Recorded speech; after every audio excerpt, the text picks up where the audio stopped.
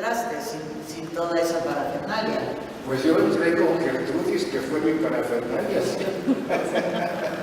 Y entramos así en una avioneta y también a machetazo puro abrir ahí el camino a la comunidad, y me tocó conocer pasar la noche en una hamaca, ¿no? Ahí con las familias, subirme a la canoa, atravesar el río, digo, todo eso.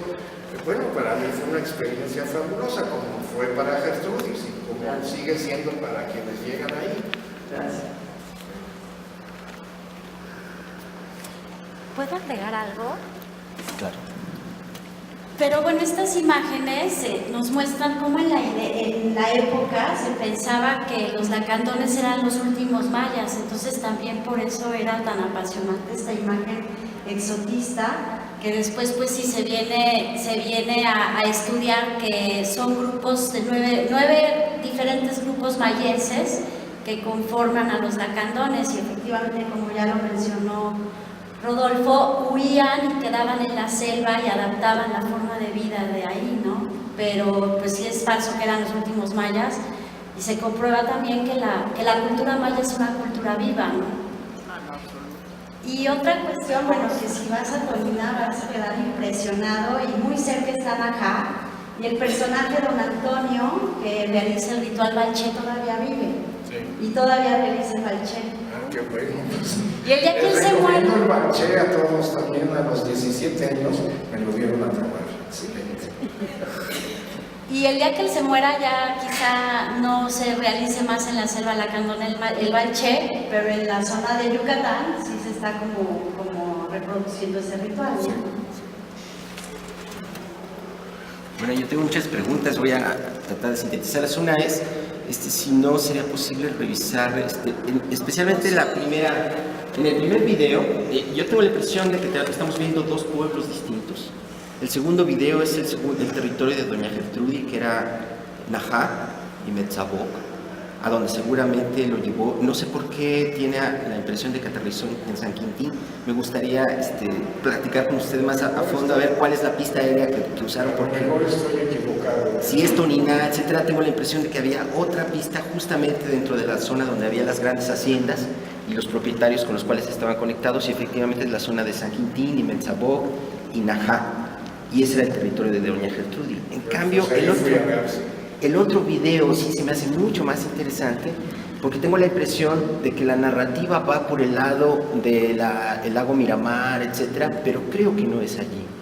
Creo que están abriendo posiblemente la primera pista aérea de la región y están trasladando al grupo de la Canjá hacia lo que es actualmente la Canjá, y que posiblemente estamos viendo las orillas del río Lacantún, el descubrimiento de las ruinas que están por ahí, que también les llaman Lacantún, y que no tienen nada que ver con esta orilla del río Najá, pero digo, es una impresión solamente de lo que estoy viendo.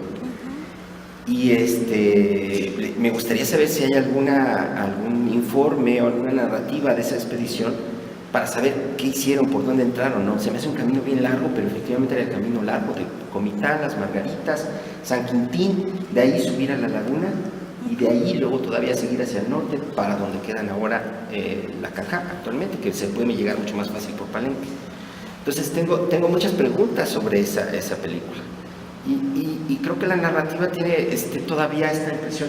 Ahí está el libro de Jean de Pos, que me parece delicioso, interesantísimo, que se llama La paz de Dios y del Rey, que habla justamente de cómo los pueblos que estaban alrededor de la laguna de Miramar desaparecieron totalmente. En 1690 y tantos, después de las últimas entradas de conquista a esta zona donde estaban Itzáes en resistencia, desaparecen casi todo y trasladan a todos los pobladores que quedaban a varios pueblos establecidos en donde seguramente murieron.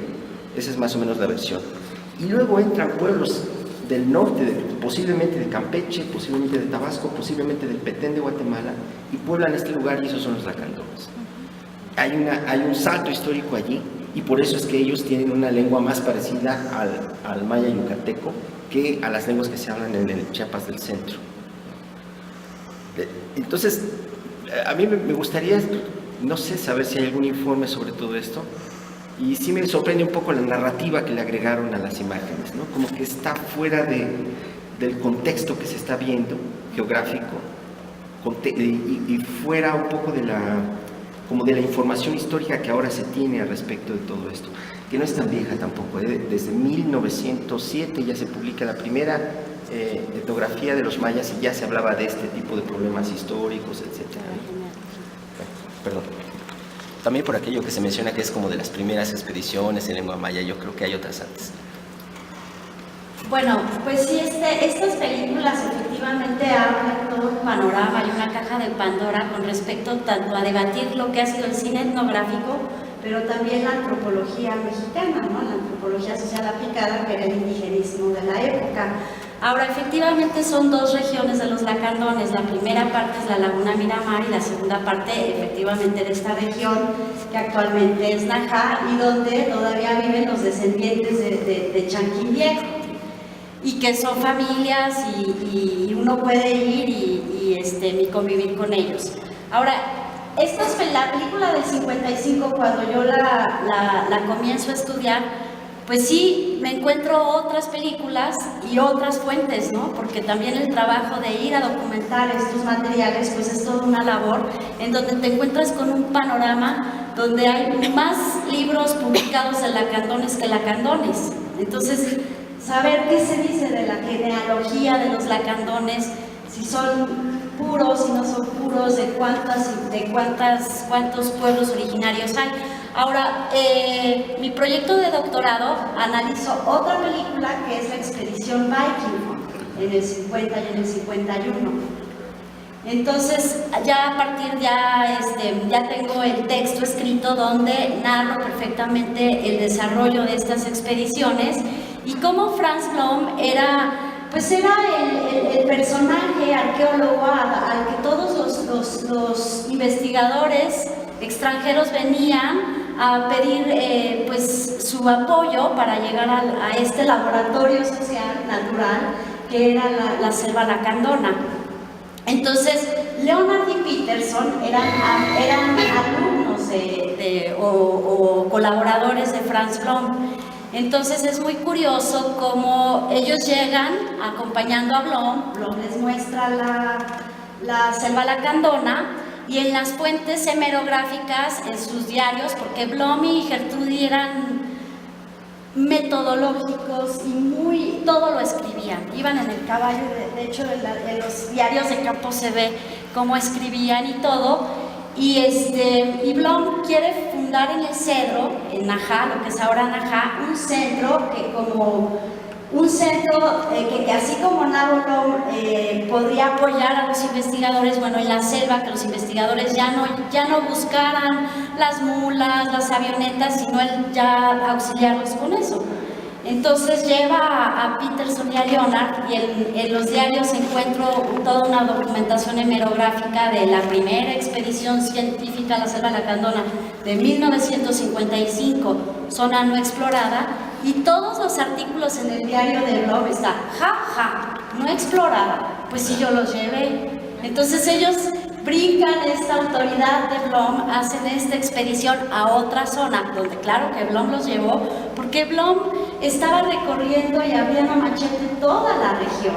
No tuvo la fortuna de descubrir unos murales de Bonampak o la Reina Roja de Palenque, pero hizo muchísimas aportaciones genealógicas, y geográficas, de los mapas, ¿no? Entonces efectivamente se tratan de estas dos zonas, y en la expedición Viking Fund, en el museo, está un mapa en donde se ve cómo a veces salían por Ocosingo, a Toniná, y a veces salían por las Margaritas de Comitán, pero siempre llegaban a ese lugar donde te quedaste con los Bulnes, que era el Real. Sí. Con los Bulnes, ¿no? Y entonces ahí los proveían, a veces rentaban las mulas, los caballos, pero después lo narran todo en sus diarios, que les convenía más comprarlos, ¿no? Entonces, bueno, pues no sé si respondo.